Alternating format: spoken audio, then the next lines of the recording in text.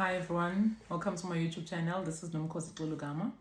This is day 3 of week 3 of me sharing my hobbies or my adventures with you guys.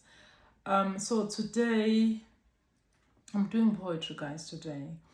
And there's one thing that I remember, that first day that I started the channel, in that blurb that I wrote, I did write something about poetry, because I guess I did think that at some stage I would have to almost like come out and just a little bit sanyana, like kind of show that side of me. Okay, so I'm not a poet at all, but I guess similarly to anybody who uses a lot of who uses the pen and paper, the notes from a pad, who has a pad, and who uses a lot of ink in their pad. They'll write reflections, they'll write prayers, exactly the stuff that I said I would do in this channel. So I do write a lot, and I did say I write different types of things. So today I'm gonna deal with poetry because I do write poems, but all my poems, except for this one, they are private, if I may say. I only write them for myself. I never share them. Okay, maybe I've shared 1 or 2 with my family, but generally I don't share them because I don't write them to share them. And I don't write them because I'm a creative, because I am not. I don't write them. Yeah, it's more like reflections, really.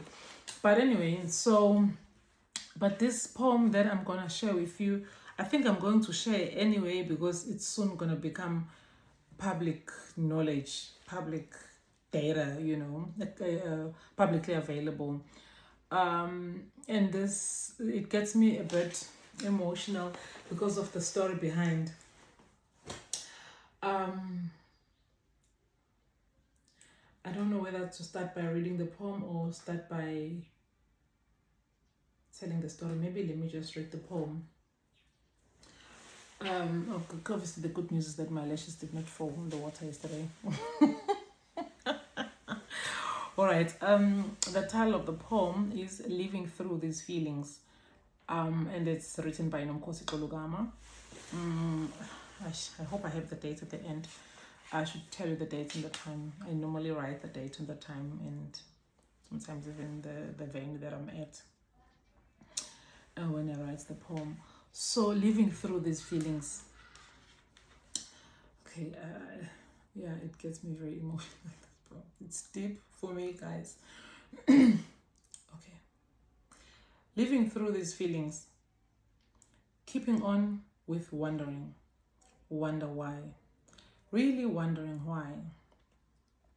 Finding yourself in this space, really intellectual space. Finding yourself with these academics, highly esteemed academics. For a long time, I read about these people. I only read what these people wrote. I tried to understand them through text. Now is an opportunity to talk with them. Keeping on wondering. Wonder why. Really wondering why. Was it about the numbers? Was it about your gender? Was it about the color of your skin? Could it be your age? It must be something. But what was it? Was it that piece of work that you did? No, but it was never published. What was it really? Was it the commonality that you have with this group? No way, it can't be. There's nothing common here. Or is there? How did you end up here? I'm living through these feelings.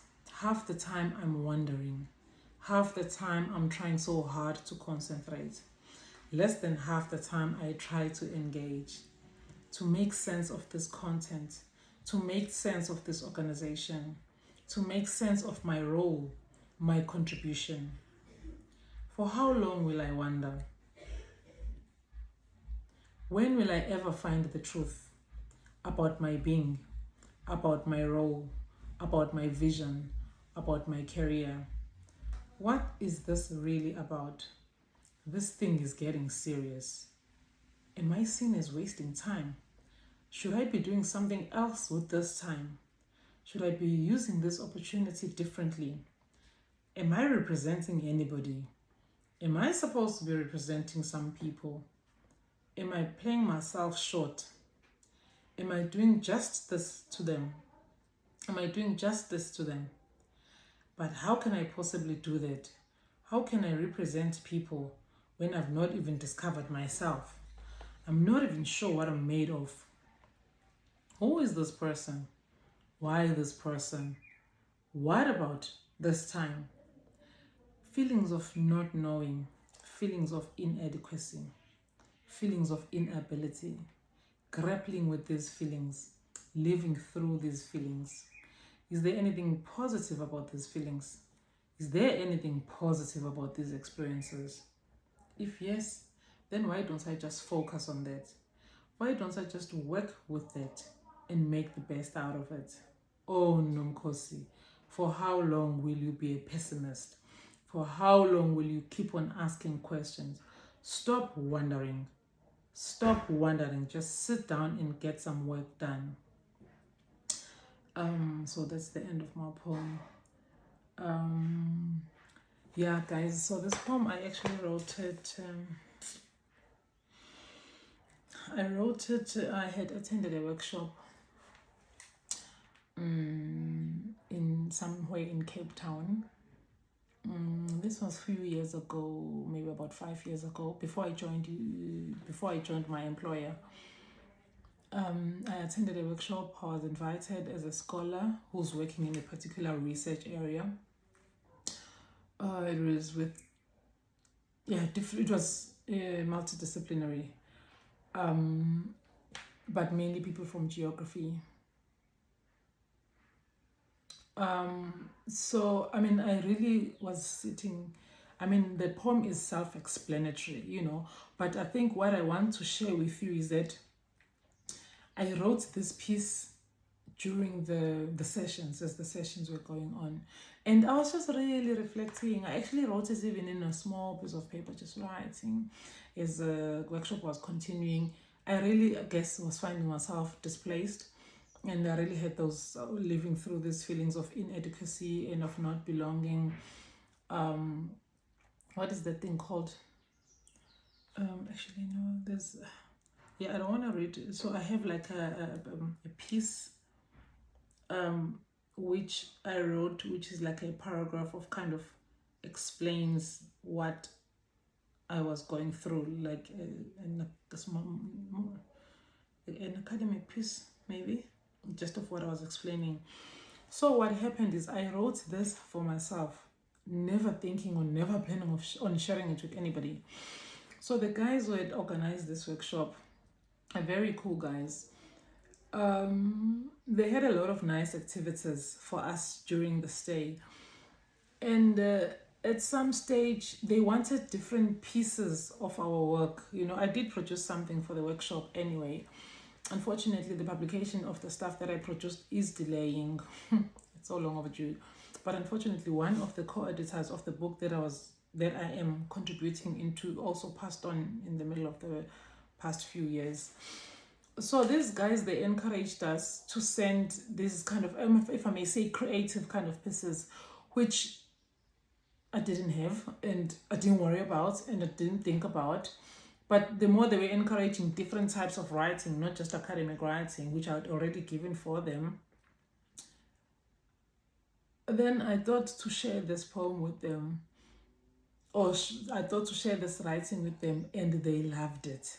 It's like, wow, Nomkosi, actually this needs to come into our book. This needs to be part of our publication. To my surprise, because the book is not poetry. The book is not the poetry book. And yeah, it was just like a scholarly kind of occasion. So I gave it to them. It's going to be part of a publication which I'm hoping can come out this year. If it really delays, it might be next year, but I don't know. But it's already with the press now, nicely prepared. I think that's it. Maybe let me just not say a lot before I get emotional, but the point is I was attending this workshop with these people whom I really understood as being big and as being well known and respected, and as people who are playing a significant role in academia. I was invited as well, and that's why in the poem I was saying, why am I here? Why did they choose me? How did they choose me? Is it because of my race? Is it because of my gender? Is it because of my color? I said, is it because of maybe one of my publications? I don't have a lot of them. Is it because maybe one? Then I thought, okay, but no, that one was not published. The one that I thought could have made me, I don't want to say qualify, but that they could have been interested in, which was related to what we were doing in the workshop. The reason why I decided to share this piece is because from all the poems that I've wrote, it's the first poem that I've shared with outsiders, and it's the first poem that will be published. And it speaks deeply to who I am. It speaks deeply to my experiences. It speaks deeply to my journey, of which I think, just revisiting some of the spiritual laws, which I spoke about last week, it also speaks deeply of my beliefs, like, this idea of like remaining humble, and knowing that you are not there yet, even if sometimes it seems like when you look at the people that you are sitting with in a room, when you're looking at a list of people, you find your name there, then you might be fooled to think that you have arrived. But actually, those spiritual laws that I live by, they always remind me that no, I'm not there yet. So yeah, I just want to thank you for listening to me. I hope the poem makes sense. You can listen to it again now with a bit of context. And yeah, I just want to encourage you to also begin documenting your feelings and your thoughts and your reminiscences, and who knows where they will end up, just like this one. Thank you so much. See you in the next video.